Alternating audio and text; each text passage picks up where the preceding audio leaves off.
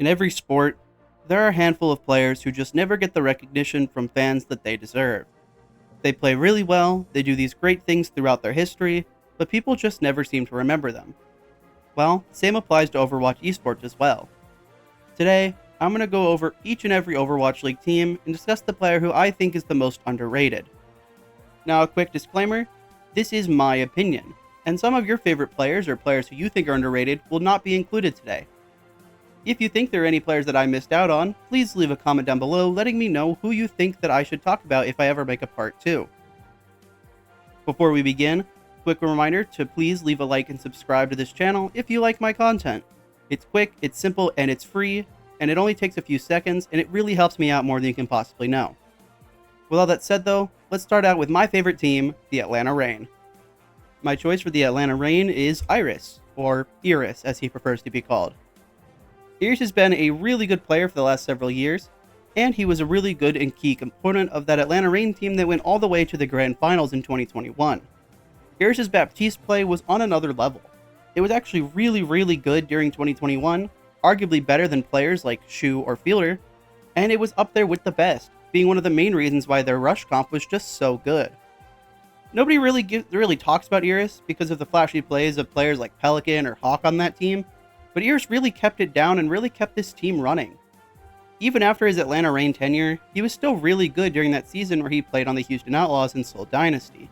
Even as his career was coming to a close on the Shanghai Dragons, he was still one of the best players on that team, and people don't seem to remember that just because that team was bad. Iris has been a really good player that nobody seems to talk about throughout the last couple of years, and he's one of my favorite flex supports to this day. Without Iris, the Atlanta Reign would have never made the 2021 Grand Finals, and I'm thankful for everything he's brought to that franchise. The Boston Uprising. My choice for the Boston Uprising has got to be Myeonbong, who at one point was widely regarded as the savior of the Boston Uprising. He's now been forgotten to time. Myeonbong at one point was the main reason people even watched the Boston Uprising, being the sole good thing that they had going for them back in the early days. In 2020, I would literally only watch Boston Uprising to watch Myeonbong play flex support. He was a playmaker, and he would carry this team to way more wins than they deserved. However, after he got shipped out of Boston, people kind of forgot about him, and it's not really his fault either. He got put on the NYXL in 2022, where he had to play next to the Gangnam Jin main support, which was, not very good. And after that, he kind of spiraled into mediocrity, and we never saw that superstar jump that we thought he could get. However, he is still a really great player, and he was the main reason the Boston Uprising were even watchable. It's sad to see him go, but I'm hopeful that people can remember this guy. The Chengdu Hunters. My choice for Chengdu has gotta be Faraway 1987. This guy was a really nice flex support for them for multiple years, and he helped keep this team afloat, especially when they were having a lot of issues with their backline. In 2021, people rightfully give Leave a lot of the credit, but people seem to forget that the only reason Leave was able to do all those great things that he did was because he had a good backline behind him. Obviously, there were a lot of different players in that backline, with Monk, Nisha, and Xerneas all being there. I guess he was Yveltal at the time. But Faraway was a really underrated player, and his Ana was super good. He helped keep this team afloat, and he was one of the reasons why they got some of their wins. People seem to forget just how impactful he was, but he was one of the main reasons why Leave was so good. Even after his time in Chengdu, he was still a really great player on the Guangzhou Charge, yet again being one of the rare good pieces on that team. It's unfortunate his career never really went super far, however it is nice to still get to see him play from time to time in the Chinese OWCS scene. Hopefully we get to see more of this guy. The Dallas Fuel. It's kinda hard to pick through the Dallas Fuel players. Of course I could go for some of the guys from the first few seasons, but instead, I want to go for someone who was pretty consistent on this team, but just got overshadowed by a lot of the greats on his teams. I'm talking about Doha. Doha was one of the main things that kept the Dallas Fuel afloat during the 2020 season, being their main DPS player and really just keeping this team on its back. However, in 2021, when they signed Sparkle, all that seemed to change. People kind of forgot about Doha, and all of these new signings like Fielder and Hanbin kind of took away a lot of the spotlight. In 2022, he was still on the team, but people forget that because he was mostly benched for Edison. Which, to be fair, they did win a championship, so that was the correct choice, but people still seem to forget that Doha was still a really good player. he probably could have started on some of the other teams too. Doha is a Dallas Fuel legend, and he's been there for quite a while, but people just don't seem to remember all the things he did for them. The Florida Mayhem. Now, I actually did already shit on this player a little bit earlier, but it's not really his fault. Of course, I'm going to be talking about Gangnam Jin, who at one point was an up-and-coming flex support who I thought had the potential to make it into that elite category. However, after his Mayhem days, he was shipped off to the New York Excelsior and forced to play main support, which, if you remember that year, it did not go very well. But because of him having to play main support, people kinda seem to forget just how good of a flex support he was. He was a really key part in the Florida Mayhem being so good in 2020 and the early parts of 2021. Gangnam Jin's flex support was really good. His Zenyatta, his Ana play were both excellent, and he was one of the best players on his team.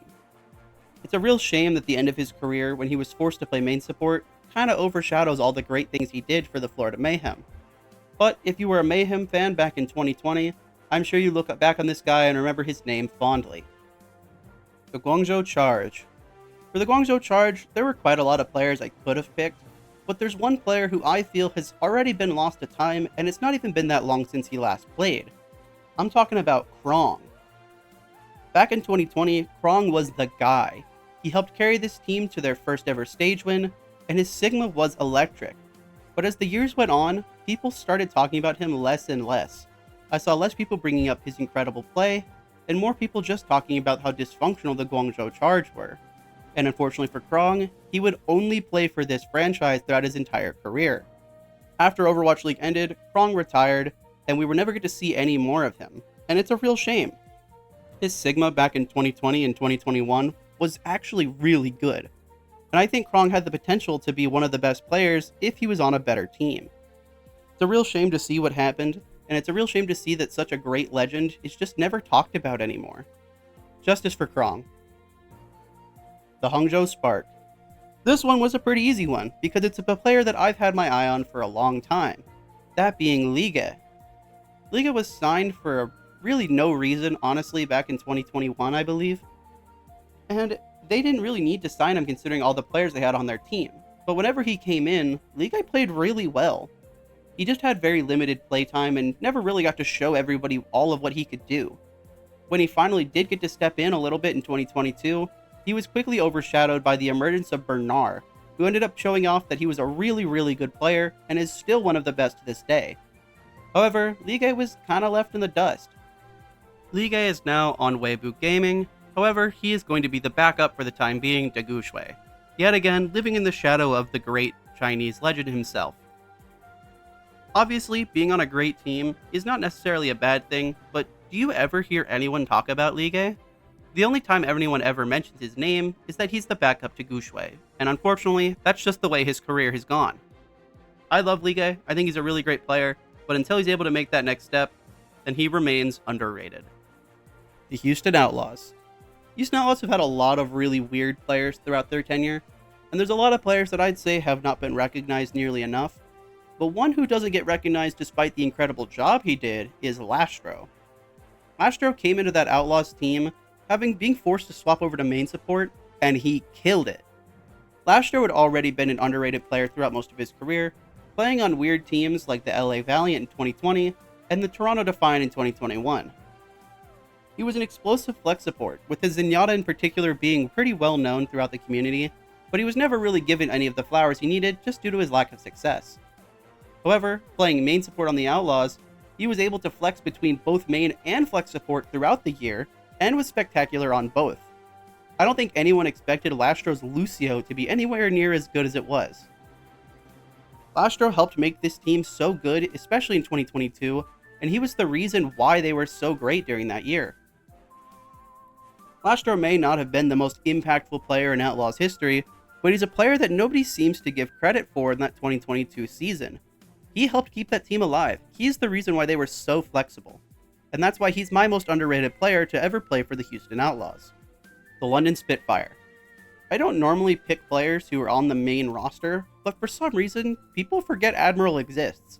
I get it, he plays main support, but this guy was absolutely nutty throughout his time on the Spitfire. In 2022 and 2023, His Lucio play was the reason why the London Spitfire were so successful on that comp. You really can't run that comp without the speed, and him being able to keep his team in check and just not make very many mistakes is incredibly great.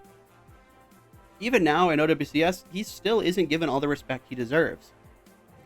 After all, he was on that team with Nightmare that beat Crazy Raccoon a few weeks ago, but do you hear anyone talk about him? No, it's because he plays main support. And because he doesn't make any terrible errors, he doesn't Ajax very often, he stays out of the headlines.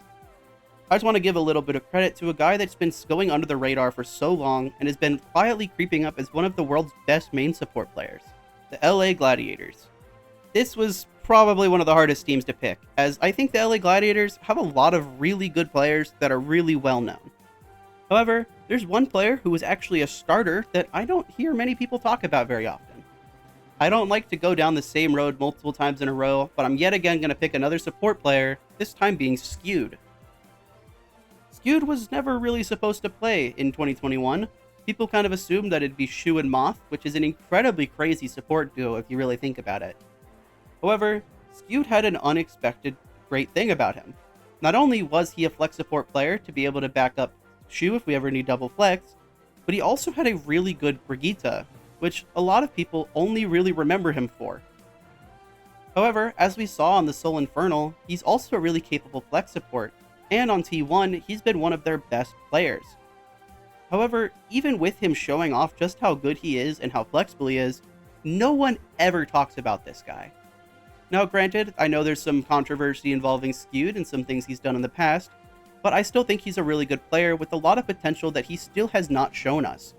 If T1 are really serious about making that next step, after all they did just beat Crazy Raccoon, then I'm sure we'll hear Skewed's name a few more times in the next couple weeks. The LA Valiant. There's been a lot of crap on the LA Valiant throughout the last couple years. However, there's one player that I remember back in 2020 with no one talking about who was actually really good. Of course, time for another main support, everyone. It's Rain. Have you ever spoken about Rain? Does anyone talk about Rain? Probably not, considering that 2020 was the last year he played in, which honestly kind of surprises me. Rain was one of the better components on that 2020 LA Valiant team, and he helped push them to way more wins than they honestly deserve to have. I remember specifically the Valiant absolutely clowning on my Atlanta Rain back then, and Rain was one of the main culprits. He was pretty flexible, he was able to play whatever was needed, and he wasn't the most flashy player, hence why he kind of got forgotten, but he was still a really good underrated prospect. This guy was still really good, and honestly, I'm surprised he never played for any more teams because I think he could have had the potential to play for at least a couple more years. The NYXL. New York Excelsior have had their fair share of great players, and there's a player who I always think stands out to me every time I see him. Of course, that player has to be Kalios. Now, I assume you don't really associate Kalios with the New York Excelsior, most people don't, but his time in 2021 was actually pretty solid. Everyone remembers the 2021 season for the final year of Jonak's career and the emergence of players like Flora, but when Kalios came in midway through the year, he brought a lot of life to that team that they really didn't have. He showed everyone that, hey, I'm actually a pretty good off-tank, please give him a chance. And crazy thing, when he was played in later seasons, he was still really good. Kalios has been and continues to be one of the best players in the sport, and it surprises me that nobody really seems to talk about how helpful he was for the New York Excelsior. They didn't have a lot of great players, there were a lot of holes in that roster, but Kalios was not one of them. So it's time to give Kalios his flowers. Paris/Vegas Eternal. I don't normally do this, but I'm going to make a small exception to the rule, and I'm going to be picking two players. The 2021 Paris Eternal backline of Khan and Dredro does not ever get talked about, and it makes me pretty sad. Khan as a flex support was honestly really impressive. He was explosive, he made a lot of plays, and he was definitely a game changer on the flex support role. People know Khan, and he got signed to the London Spitfire just for a little while, but he never really played. And as for the other one, Dredro, I've never heard anyone talk about Dredro. He came in midway through the season in 2021, and he helped bring this team to 8 wins. I don't know how on earth the 2021 Paris Eternal got 8 wins, but this backline of Khan and Dredro were one of the main reasons. No one ever really seems to remember the 2021 Paris Eternal, and I get it, they were painfully mid, but they did not There was no reason for them to have that many wins, and this Eternal backline was one of the reasons they did. Khan and Dredger were players that really helped elevate this team's ceiling, and due to the situation with what happened with the Eternal, they kinda got screwed out of getting to play longer, getting dropped early in the 2022 season and were never seen again. It's disappointing to see, but at least we get to go back and watch that reverse sweep they had against the LA Gladiators. Man, what a good one. The Philadelphia Fusion. I kinda couldn't really figure anybody for the Fusion, so I just decided to go with Hisu. Hisu applies for both the Fusion and Defiant, but I did have another player in mind for the Defiant, so we'll talk about them later. As for Hisu, he was quietly one of the best hit scans in the Overwatch League for several years. He was overshadowed on the Fusion by Carpe, and then he moved to the Toronto Defiant, where he was overshadowed by the fact that the Defiant were just meh, as per usual, of course. Hisu was consistent, he was dominant, and he really tried his best to carry some teams that weren't very good to way more wins than they deserved. Unfortunately for him, he never quite found that success that he needed, and he unfortunately is no longer playing Overwatch, now being a Valorant player. However, Streets will look back and they'll remember Hisu for all the great things he did and the incredible hit scan play that he had throughout his tenure. I know this isn't really about his Fusion days, but I think my pick for the Defiant was pretty good, so oh well. The San Francisco Shock. Yeah, this team was pretty hard to pick for, huh? Not really a lot of underrated players on a team that won multiple championships, but there was one that stuck out to me. Glister. Glister was pretty good in 2021. After showing a lot of flashes on the 2020 London Spitfire, the Shock made a really good choice, I think, to pick him up for the 2021 season. However, there were a lot of other issues with the Shock in 2021, and Glister seemed to take a lot more blame from Shock fans than I think he deserved. He played really well, all things considered, throughout most of the season. He helped lead the Shock to the playoffs, and they managed to secure a top 4 placement. But of course, for most Shock fans, a top 4 placement is not enough, and he was kind of ridiculed his way out of the San Francisco Shock. He went on to go play for the Paris Eternal before getting screwed yet again by that organization, and after that, it was curtains for Glister's career. I'm pretty sure he's a model now, so honestly, good for him, glad he was able to get that dream going, but it's sad we never got to see more of what Glister was capable of. He was a really good hit scan, and the Shock fans should be happy that they were able to have him for one good season. The Seoul Dynasty. My pick for the Seoul Dynasty was honestly a pretty easy one. Tuyu has and continued to be a really good off-tank player for this team. Nobody ever really seemed to give him any credit, but I don't really blame most people. There were a lot of really big names on the Dynasty, that's just the Dynasty way, but players like Prophet and Fitz and Gesture all overshadowed poor Tuyu. Tuyu was pretty consistent, and during his time on the 2021 Seoul Dynasty, he was actually pretty impressive. However, he ended up getting sent down to play for Sinpresa Gaming and Contenders, and people kind of forgot about him after that. He did play on the Vegas Eternal, but obviously that franchise is completely cursed, and he retired shortly after. I would have really liked to see what more this guy could do, and I could tell there was a lot more potential than he was given. I think in the OWCS system, he probably would have been able to really show us what he could have done, but unfortunately, hence the nature of a lot of this video, they retired just a little bit too early. It's a massive shame though, and I think Tuyu was a really great player, and I would have loved to see him play a little bit more. The Shanghai Dragons. Now this guy is actually a player who I think never really fell off in terms of popularity, he just got replaced by someone better. I'm of course talking about Luffy, who has my favorite name of any Overwatch League player ever for obvious reasons. In 2019, Luffy was the guy. He helped bring this team to a lot of wins, and he was really good. Unfortunately for him though, Shanghai signed Izayaki, and when you're competing with Izayaki for playtime, you're bound to get replaced. Once Izayaki took over the starting job, we never really saw Luffy again, and it was clear that he didn't want to play anymore or that teams just weren't interested, as we never saw him again after that. Luffy was really good when he did play, and he helped bring Shanghai to a lot of wins in their early days. But I can't really blame them for benching him in favor of Izayaki, it's just a shame what happened. I would have really liked to see more of Luffy play, and I would have liked to see people say his name just a little bit more, because I think it's funny that he's a One Piece reference. The Toronto Defiant. Now, if the Toronto Defiant had come earlier, you probably would have expected me to say Hisu, but that's not the pick. Instead, it will be his direct teammate in 2021, Neist. I'm surprised nobody really talks about Neist. NYXL had a really good year in 2021, and he was one of the better parts of that 2021 Toronto Defiant team. NYXL had a really good flexibility. He was able to play characters like Genji, Echo, Mei, and even Tracer. However, things just never seemed to work out for him after that 2021 year. He went back to Contenders, where he played for T1 and Panthera, but we never really saw him much again after that. And honestly, it's kind of a shame.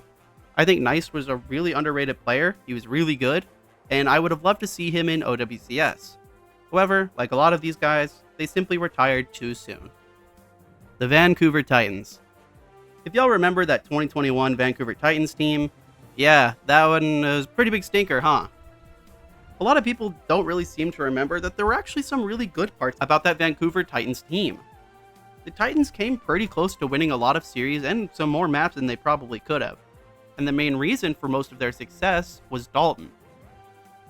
Dalton was a player nobody talked about, but he was absolutely the best part of that Vancouver Titans roster.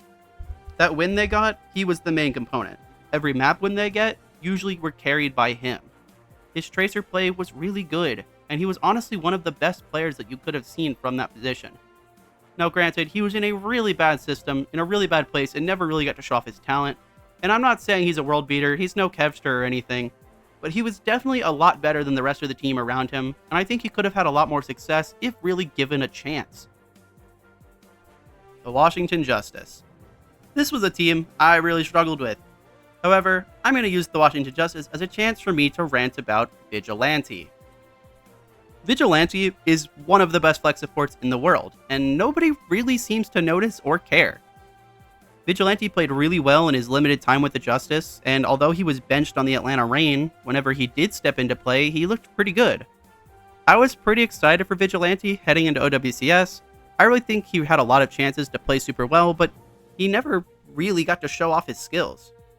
He played on Runaway, then Twisted Minds, and he didn't look super great on either one, but he was the best player on Twisted Minds by quite a bit. He played on From the Gamer for a little bit, and he moved over to T1 currently, where he's currently playing alongside Skewed, Zest, and a few others of his old friends. I think if T1 are really serious and they actually continue to play at a superstar level like they have been the last week or so, then maybe we get to see more of this guy. But realistically, T1 will find a way to disappoint me, and they'll find ways to lose games, and we probably will never hear from Vigilante again. However, I think this guy has a lot of potential, a lot of upside, and he's by far one of the better flex supports in Korea. So I really think he has a lot of chances to still prove himself and establish himself as one of the best players ever. With that said though, that's all 20 teams, so thank you so much for watching. Again, if there are any players that I missed, please leave a comment down below letting me know who all I missed and who you think are the most underrated players in Overwatch history. It's been a long couple weeks for me. Finals just happened, went home to see my family, but I'm now back up home and I'll be starting to make more videos again. If you've got any ideas for any future videos, please let me know. As always, subscribe, leave a like, leave a comment down below. Those things all really help me out, boost me in the algorithm, and help give me some more support. If you're here still at this point in the video, you probably like my stuff, so you should go follow me on Twitter, link in the description. Without that said though, thank you so much for watching.